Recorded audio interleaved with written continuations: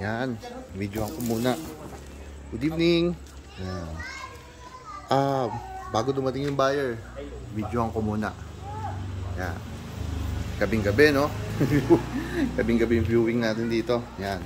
So, nandito tayo ngayon sa Lower Antipolo. Pero ito, malapit po ito sa ano? Sa Marikina Heights. Barangay Kupang po yung nakakasakop dito.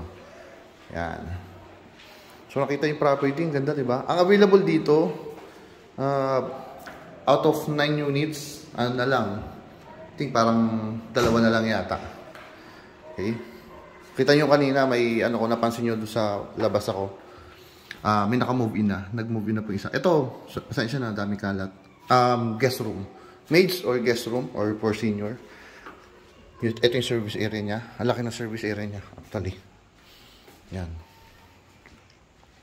For only 7.5 million lang po ito. Kita niyo yung property. Yan, wow.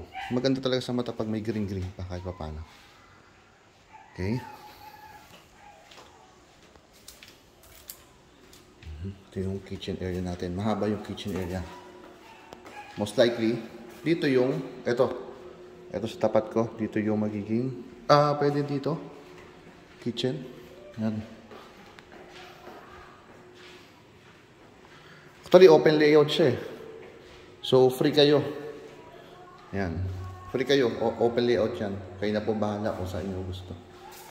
At yung hagdan natin. Yan. Akatin natin taas.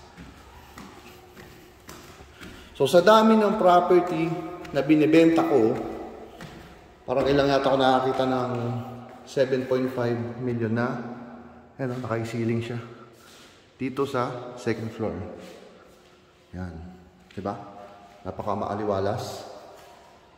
So, dito, may 2 kwarto. Ayan.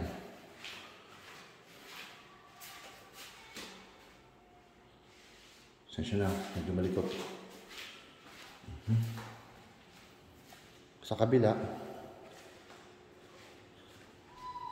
Ayan. Almost, I think same size lang talaga siya. Ayan. So, 2 bedrooms yan. Para doon sa 2 bedroom, merong common toilet and bath. Ito siya. Tapos, ito yung master bedroom. Pasukin natin.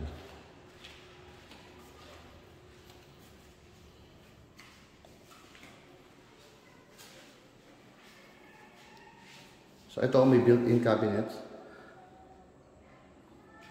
Tapos, may sariling CR. Yan, sariling CR niya. Pakita ko yung space ng master bedroom. Yan. Tapos, dito, may balcony. May small balcony. Mini balcony lang. Yan. Para may hangin. Yan. Yan. So, ito. Kita yung garage niya. Yung garage, good for kahit na SUV po. Yan lang. Salamat. Salamat. Bye-bye.